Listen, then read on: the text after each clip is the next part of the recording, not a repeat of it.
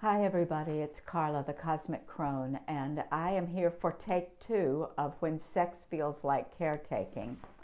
I just started this video a few minutes ago and then everything went blank, so let's do it over. Do-overs are great. Isn't it wonderful that we have so many second and third and fourth and fifth chances in life? So I'm doing a series. We're talking deeply about it over in Womb Wisdom Portal, my group for women who are ready to own your power and your sexuality, and to show up in the world as you are. So the inspiration for this is an imaginary man. Oh, I don't know if he's imaginary or not. I'm imagining him.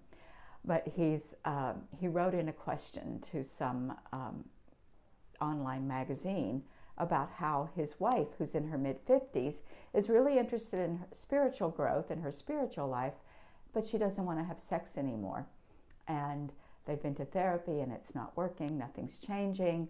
And he's saying, I didn't sign up for celibacy. I'm committed, but, you know, is there any hope for me? Are we ever going to have sex again? What can I do? And I became very interested in the woman's point of view because these are the women that I work with. I have lived this myself. So here's where we are with it. This is part 3. In part 1, I looked at the situation as if she had written to me. And it became about her, not about him. I gave her a voice, and I want to know what she wants. So I asked her the question in the post. Is improving your sex life matter to you? What do you want? And I personally believe it ought to matter. Because if she's missing out on libido, then she's missing out on desire, orgasm, sexuality. She's missing out on her connection to her deep soul and connection to the earth. And so she's missing out on the root of her feminine power and her sexuality. So, hi, Luc Renee, good to see you. We're just getting started here if you'd like to hang around and listen. So that was the first post that I did. The second one, the post looked at their relationship in more of the context of how if she doesn't feel like having sex or she doesn't really like what's going on in the bedroom with them, the only thing she can say is no. She doesn't have alternatives. She doesn't have inner resources, inner knowledge, so that she can begin to ask new questions, ask for different things. It's just no. And that feels like a tragedy to me as well. I think sex is so important. The erotic is so important to her, to him, and to their relationship, that if the only way they can deal with changes that are coming up for them is for her to say no and for him to be doing without and being frustrated and feeling lonely and unloved, and she may have been feeling that for a while herself, then there's work that needs to be done. They both need to learn something, and I have things to teach her, especially her. So that brings us to number 3, where we are right now. So again, I imagine what's going on with her. She's lost her libido. She's interested in her spiritual life. She's been in this relationship for a long time. And so let's look. What is it? Is it all in your body? Is it all part of the hormones changing due to menopause? Your desire has bottomed out, your libido. You don't have the energy for it. You just want to sleep. it could be hard for her to articulate what's going on.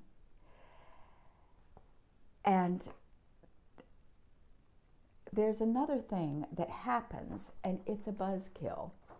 And this happened to me, and it happens to many of the women that I've worked with over the years. All of a sudden, sex feels like caretaking. You've been taking care of other people for years and years and years. You've been working in your career, which may also involve taking care of people for years and years and years. And then when it comes time to go to bed at night, here is this needy man who needs you to take care of him again. Sometimes that's what sex feels like. I've heard women say it feels like another chore I have to check off on my do list. And that is terrible in itself. That is sad. But sometimes it's even more subtle. And this is the part that gets hard for her to articulate and say just what isn't working. It's like, it's all about him. It's what he needs. There's just the energy all seems to be going one way. So let's talk about that, unpack that a little bit.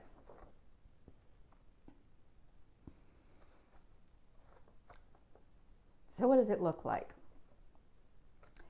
Here's what it is. This is what we don't understand. Sex happens within the context of the patriarchy. Our marriages, our relationships, our roles, our understanding of who we are happens within the context of the patriarchy. And we may think that what's going on is natural. It's the law of things, the way things work. No, it's all made up. And it's made up by patriarchy, because that is the system that is in control of the world in almost every society. So, patriarchy designed monogamous marriage to control women and serve men, and to serve the state, because men, we can always go to the place where men are twisted and made to fit into patriarchy as well.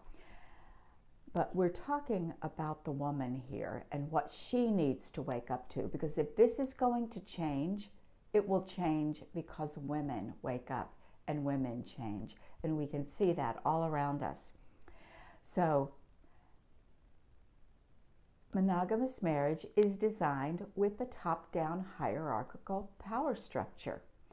The woman's role in life is to meet the needs of all these other people, starting with her husband, and then her children, and then her parents, and then her community.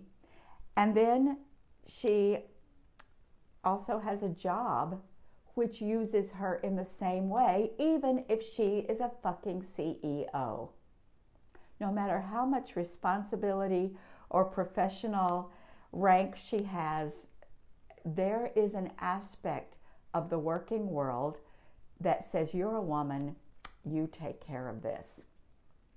And anyway, we won't go too far down that rabbit hole right now, but just notice that even if we, in our minds, believe that this is not the way it ought to be, and we are attempting to create new structures in our relationships and share roles, we are still working against this unconscious structure that tells us who we are and how we're supposed to behave.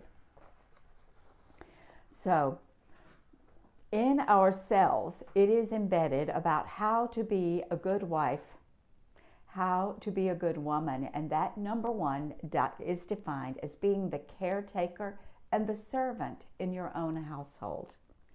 It is necessary to become acutely aware of this power imbalance and how it is operating unconsciously, and how it leaves us with few alternatives for our behavior.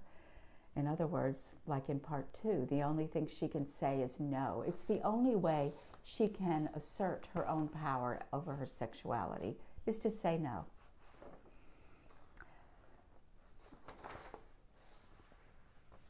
So, when I was writing this, the thought came up, she's a mother with benefits. The idea of having a friend with benefits. She's a mother with benefits, with, the children she gave birth to and her partner, whom in so many ways she treats as a child, someone she has to take care of. So here's the thing. Women in midlife, during and after menopause, they begin to see through this power imbalance. And often it starts unconsciously. It starts in the body, and it becomes a rebellion. You rebel against the patterns that you have lived with for 25, 30, 50 years. So imagine this couple. They've been married a long time. Their children are college age or older by now. They probably had been a 2-career family. They've got a mortgage, and now their parents are starting to age, and things are changing. Or how about this? I've noticed this with a couple of people I know. In fact, it almost happened to me. Maybe one of the couple has retired. Maybe he's retired, and now he is underfoot all the time. He is in the house all the time. Entertain me. Doesn't always happen, but it happens a lot.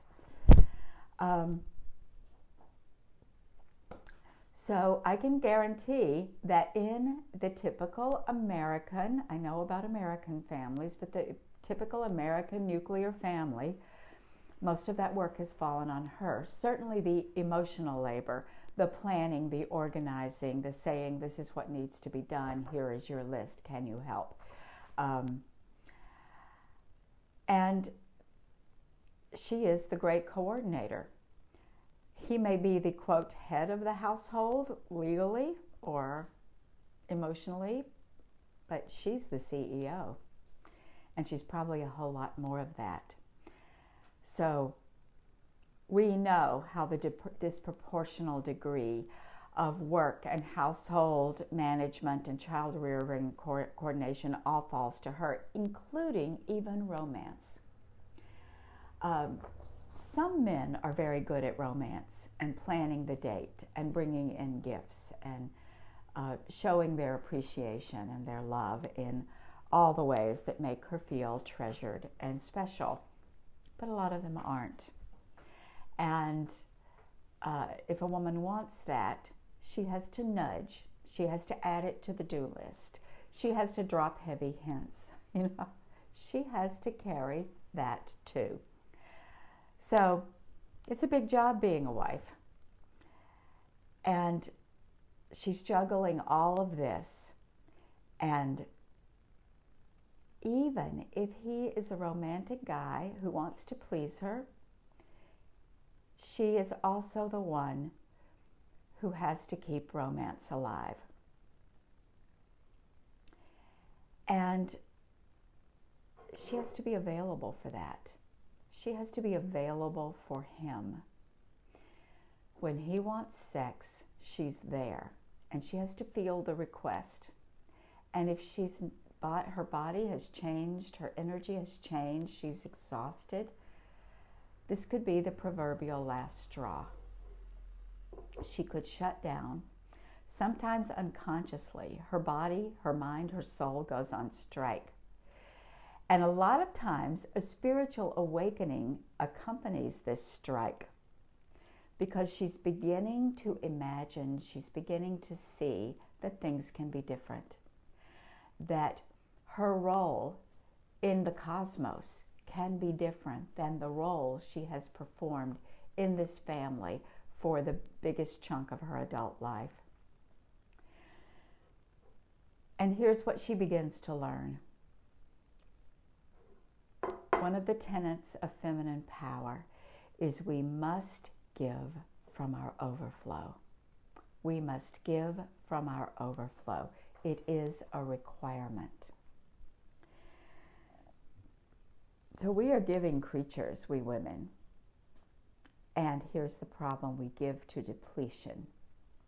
And everybody thinks that that's good. And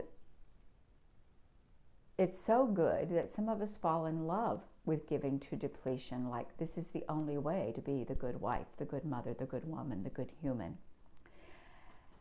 And giving feels good. And if we stop giving, we lose that high. And you know what else? Giving means that we are good and we want to be good. A lot of us were trained that the most important thing we can be as a woman is good. And haven't we also been taught that when we give, we get back in equal measure? Well, not always. Not always. Well, especially if the rewards are all internal. If your giving means that you're operating off of your dopamine high, you're feeding that voracious martyr complex that you may have inside,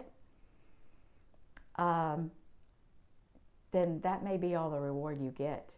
What goes out does not always come back around in that cycle, because your reward is the suffering of giving from depletion. Now, if that is you, then put the brakes on right now, please, and reach out to me. Send me a private message. We need to talk.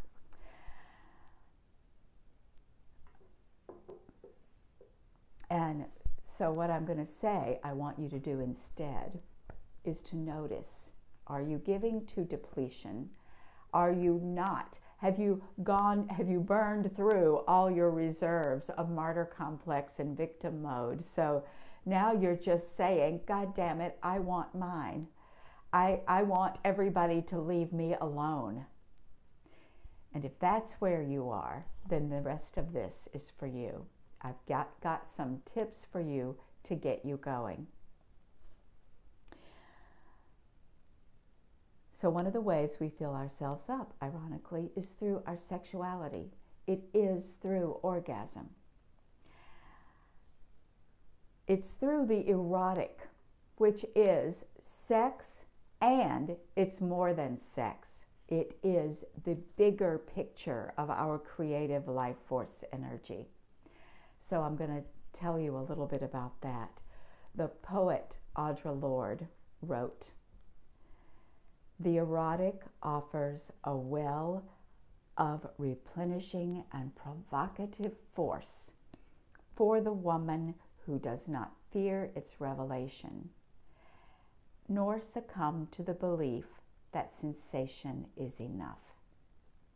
Now that statement packs a lot in.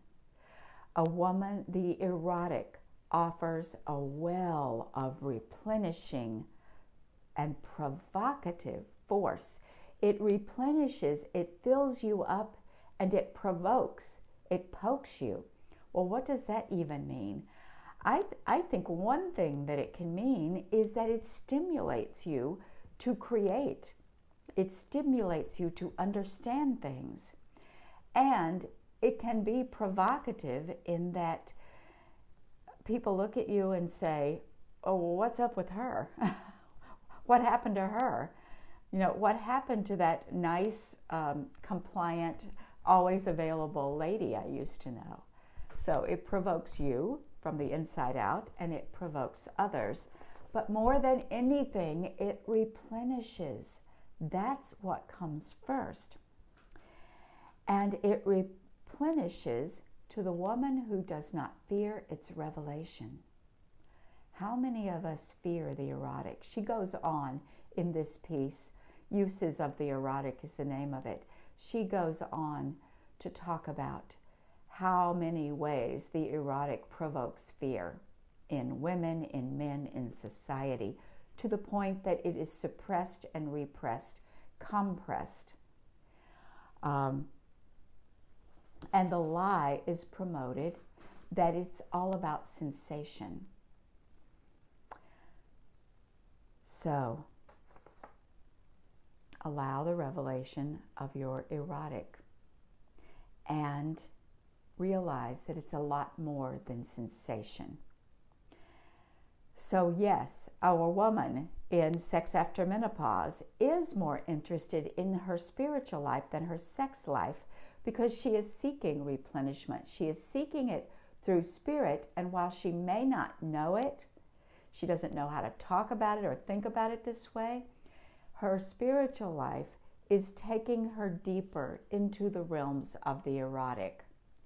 And yet, if she is cutting off the erotic because she doesn't understand what it really is in her life, then she's cutting off her spiritual growth, the very thing she seeks.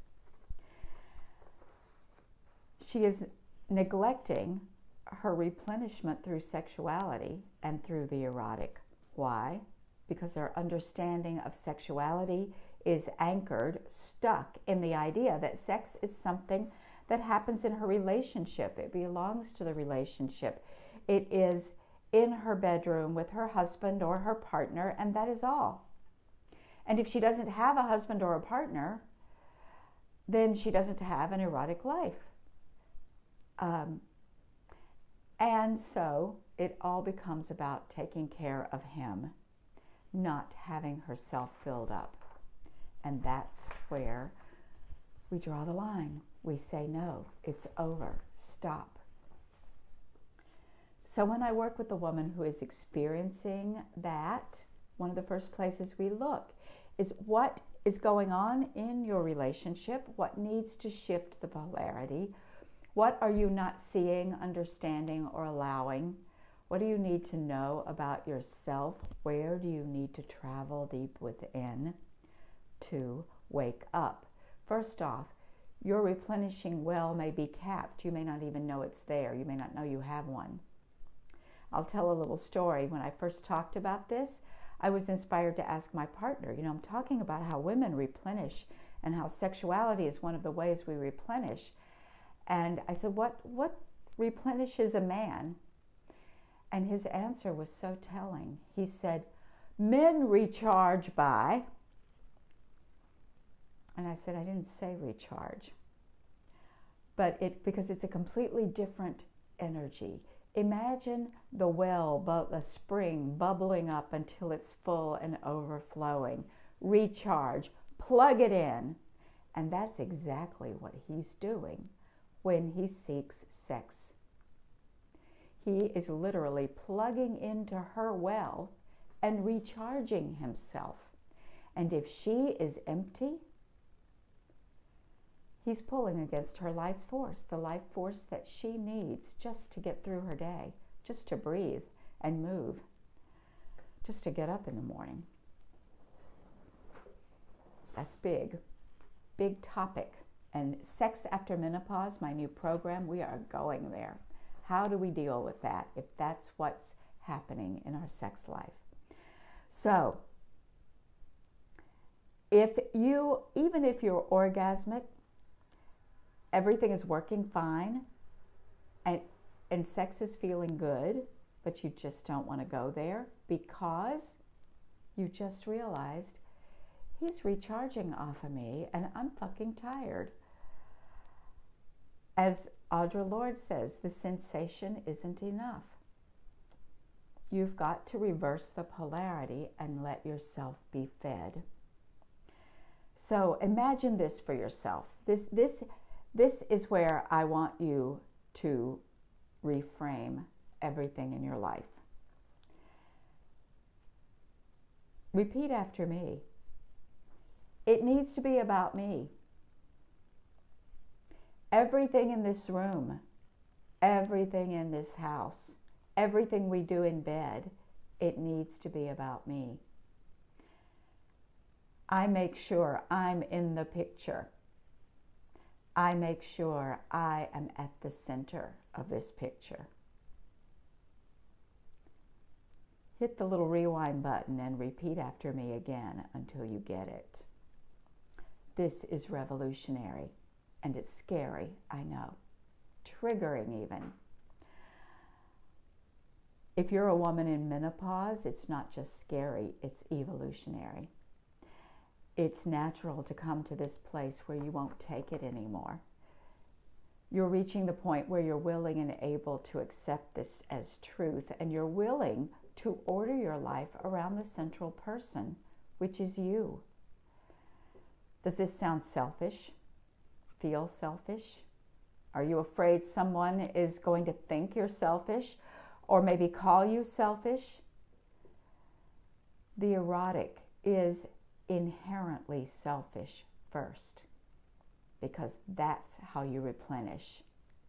And from that selfish replenishing place, then the erotic can be generous. Let that sink in. First, the erotic is selfish. Fill me up. Then the erotic can be generous. Then you have something to give. This is how you become replenished, and then and only then can you be the giver from your overflow. It's a good selfish. So let's talk about it. It's important for all women to get this, even if you're not yet in midlife. You know, if you are a young mother, maybe struggling balancing a job and young children, or just a stay-at-home mom doing that important work in the world, or maybe you're a single person and all the responsibilities of life fall upon you because you don't have a partner to share any of the burden with. All of the money, all of the things, all of the housekeeping, everything. You're carrying a lot as a woman. The patriarchy says that you must. It's your job. It's your identity to carry all that. And so I ask you to let the focus shift to you and your replenishment. When sex feels like caretaking, try this reframe.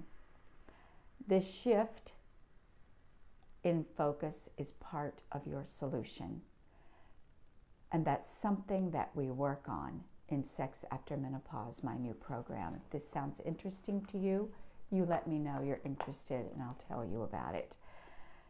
So now I want you to stay tuned for part 4, where I'm going to go into what's happening when you as a woman are starving because there is a lack of sex or no sex in your relationship. Thank you. Thank you for listening again. And let me know how it goes. What did you discover when you put yourself in the center of the picture, when you began to realize that you can use the erotic in your own body and your own being as a replenishing resource? I'll see you soon. Bye-bye.